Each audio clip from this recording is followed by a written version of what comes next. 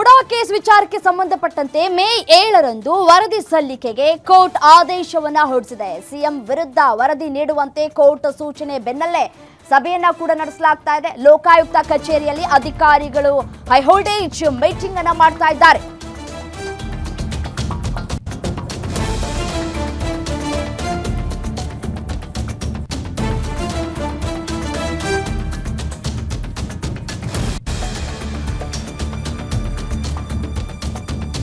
Lokayukta ADGP Manish ಕರ್ಬೀಕರ್ ನೇತೃತ್ವದಲ್ಲಿ ತುರ್ತು ಸಭೆಯನ್ನ ನಡೆಸಲಾಗ್ತಾ ಇದೆ. ಮುಡಾ ಕೇಸ್ನಲ್ಲಿ ಸಿಎಂಗೆ ಕ್ಲೀನ್ ಚೀಟ್ ನೀಡಿರುವಂತಹ ಲೋಕಾಯುಕ್ತ ಅಧಿಕಾರಿಗಳು ಇನ್ನೂ ಹೆಚ್ಚಿನ ತನಿಖೆಯನ್ನ ನಡೆಸಿ ವರದಿಯನ್ನ ನೀಡುವಂತೆ ಸೂಚನೆ ಕೊಟ್ಟಂತಹ ಹಿನ್ನೆಲೆಯಲ್ಲಿ ಇದೀಗ ಸಭೆಯನ್ನ ನಡೆಸಲಾಗ್ತಾ ಇದೆ. ತನಿಖಾಧಿಕಾರಿ ಉದೇಶ್ ಮೂಲಕ ಬಿ ರಿಪೋರ್ಟ್ ಸಂಬಂಧದ ಬಗ್ಗೆ ಸಭೆಯನ್ನ ಮಾಡಲಾಗ್ತಾ ಇದೆ. ಸಭೆಯಲ್ಲಿ ಲೋಕಾಯುಕ್ತ ಐಜಿ ಸುಬ್ರಹ್ಮಣ್ಯೇಶ್ವರ ರಾವ್ ಕೂಡ ಭಾಗಿಯಾಗಿದ್ದಾರೆ.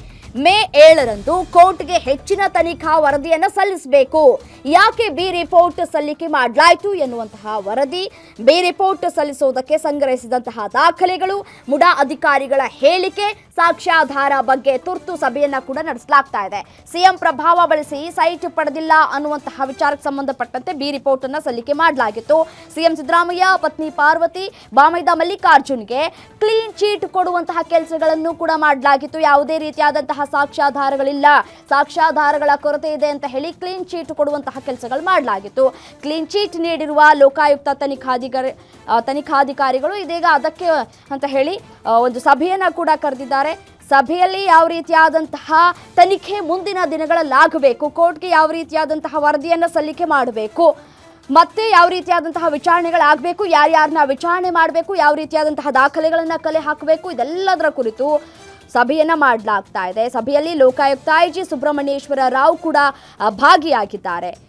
ಮೇ 7ರಂದು ಕೋರ್ಟ್ಗೆ ಹೆಚ್ಚಿನ ತನಿಖಾ ವರದಿಯನ್ನ ಸಲ್ಲಿಸಬೇಕಾಗಿದೆ. ಬಿ ರಿಪೋರ್ಟ್ ಯಾಕೆ ಸಲ್ಲಿಕೆ ಮಾಡಿದ್ರಿ ಅನ್ನುವಂತಹ ಪ್ರಶ್ನೆಗಳನ್ನ ಕೂಡ ಮಾಡಲಾಗಿದೆ. ಇನ್ನು ಸ್ನೇಹಮಯಿ ಕೃಷ್ಣ ಅವರು ಕೂಡ ಬಿ ರಿಪೋರ್ಟ್ ಯಾಕೆ ಸಲ್ಲಿಕೆ ಮಾಡಿದ್ರು ಅಂತ ಹೇಳಿ ಪ್ರಶ್ನೆ ಕೂಡ ಮಾಡಿದ್ರು.